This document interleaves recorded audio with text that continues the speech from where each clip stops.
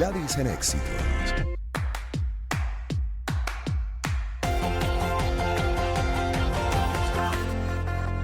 Bien, los conflictos en el Medio Oriente dan de qué hablar y mucho, y de lo último que se sabe, por ejemplo, que es noticia y que lo tienen la mayoría de los medios, por ejemplo, lo leo de dw.com, uno de los portavoces de las Fuerzas de Defensa de Israel confirmó este lunes que el sistema antimisiles israelí interceptó un misil tierra-tierra lanzado desde Yemen contra el centro del país, donde esta tarde sonaron las alarmas antiaéreas que forzaron a los residentes de varias localidades a refugiarse en búnkeres.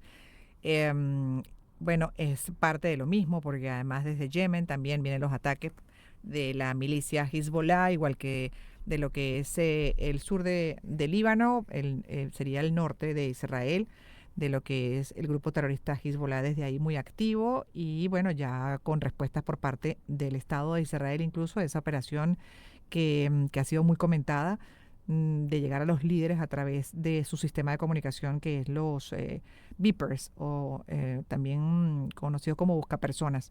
Y también, bueno, se sigue desarrollando lo que es la defensa del ataque en Hamas. Para repasar todo esto, actualizar la situación, lo que es la realidad de Israel, de la Franja de Gaza, de la población de Palestina, y también podemos incluir ahora Líbano, que están muchos protestando, se están uniendo en el mundo, y esto lo quiero poner sobre la mesa para que Laura nos pueda comentar.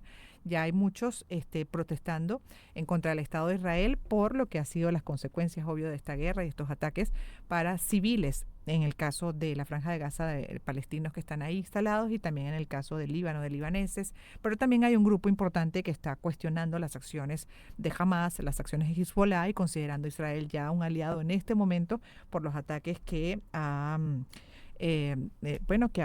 ocasionado bajas importantes los grupos terroristas. Laura, con todo este contexto, por favor, actualiza y cuáles son las expectativas de la población también israelí. Bueno, ahora mismo además hoy es un día aquí en Israel muy importante, es el aniversario del 7 de octubre del ataque de Hamas del año pasado, en el que murieron 1.195 personas. Ahora mismo acabo de acudir a uno de los actos de ceremonia en honor a todas las víctimas y he podido hablar incluso con los israelíes, como has preguntado también qué lo que sienten aquí, lo que piensan. En esta ceremonia en concreto, aquí en Israel hay muchos pensamientos divididos, pero los que acuden a estas ceremonias están cansados, culpan al gobierno de Israel de lo que pasó el 7 de octubre, culpan al gobierno de Israel de la escalada del conflicto y culpan al gobierno de Israel de que pueda haber una guerra regional, que no la quieren. Piden que haya paz, que se llegue a acuerdos y que por supuesto se liberen a los rehenes. Ahora mismo hay muchísima tensión en la zona. Como bien habéis dicho, hay muchos frentes abiertos, Líbano, Gaza, con Yemen, con Irán. También está Ujú. la respuesta que Israel ha prometido que tiene que dar a Irán al ataque masivo del martes de la semana pasada, el cual Irán le ha advertido hoy otra vez que no se le ocurra contraatacar porque ellos no tienen ningún problema en ir a la guerra y que la respuesta sería mucho mayor. Entonces la pregunta es, ¿hasta dónde quiere llegar Israel? Israel lo que dice es que tiene muchos enemigos y que ellos tienen que defenderse y que ellos van a demostrar que lo que ocurrió no tiene que volver a ocurrir referido a lo de Hamas. En cuanto al terreno, al final los que están sufriendo lo que, como bien habéis dicho, son los civiles, tanto muchos en Israel, que ya lo he dicho, han sido alrededor de casi 2.000 muertos, en Gaza, por supuesto, que son ya alrededor de casi 42.000 muertos, de los cuales además hay miles que siguen bajo los escombros y que ellos siguen viviendo masacres diarias. Aquí se habla de la masacre del 7 de octubre, pero no hay que olvidar la masacre diaria que se vive dentro de Gaza, la población, los ataques a las escuelas, los ataques a los hospitales. Hoy mismo han vuelto a atacar un hospital esta madrugada pasada, donde se refugiaban muchas personas.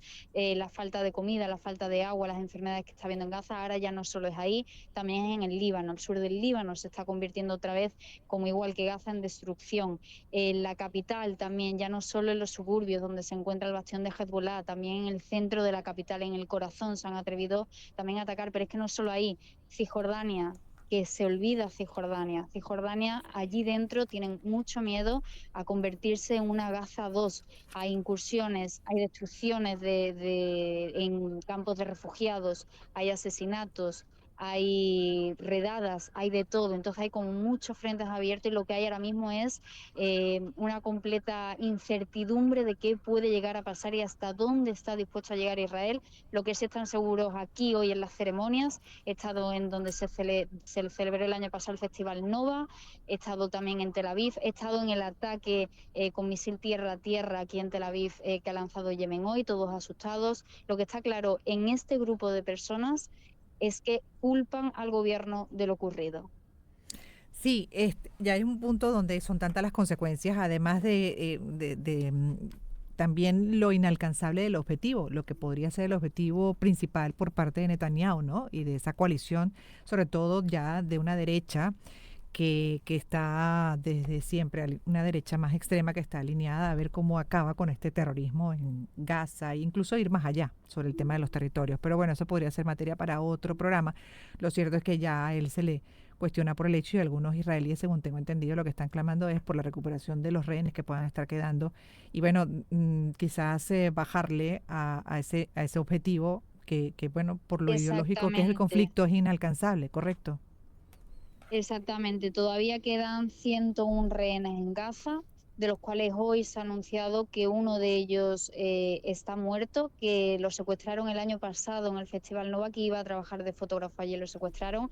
De estos 101, Israel ha informado ya varias veces que al menos 35 de ellos ya estarían muertos, que ellos sepan, es decir, que podrían ser muchos más. Estos rehenes están viviendo también lo mismo que los gazatíes, bajo bombardeo y bajo las mismas condiciones. Y aquí lo que se siente es que se les ha olvidado que el objetivo de Netanyahu no es liberar a un rehén, a dos ni a los 101, que su objetivo ya es otro, y es el descontento general que hay aquí en la población, es lo que están viviendo, y no solo aquí, es lo que se está viendo también en el mundo entero, que sus objetivos van más allá de los propios rehenes. Mm. Pero por otro lado, Laura, también con el criterio de realidad, poniéndome, no, digamos, tratando en la medida de lo posible de ser abogado del diablo, si es factible dentro de estos conflictos tan complejos, pero del lado de Gaza también la población cuestiona a esos líderes terroristas, además considerados por muchos, ahí me incluyo dentro de esa observación, pero el caso de Hamas, cuestiona a esa población civil, a ese liderazgo además que utiliza zonas residenciales como especie de muro de contención Por y además también supuesto. cuestionan lo que es la acción del 7 de octubre, por supuesto que ya ven las consecuencias que ha tenido para la propia población palestina de la Franja de Gaza. Por supuesto que sí, muchísimos civiles dentro de Gaza culpan a Hamas de todo lo que les está ocurriendo, por supuesto que sí. La mayoría de ellos ni siquiera eligieron a Hamas para gobernarles y piensan que Así es. Hamas no debería de estar ahí gobernando ni nada, son los primeros que lo piensan. El tema de que utilicen zonas civiles como escuelas o túneles bajo hospitales, por supuesto que también es cuestionable.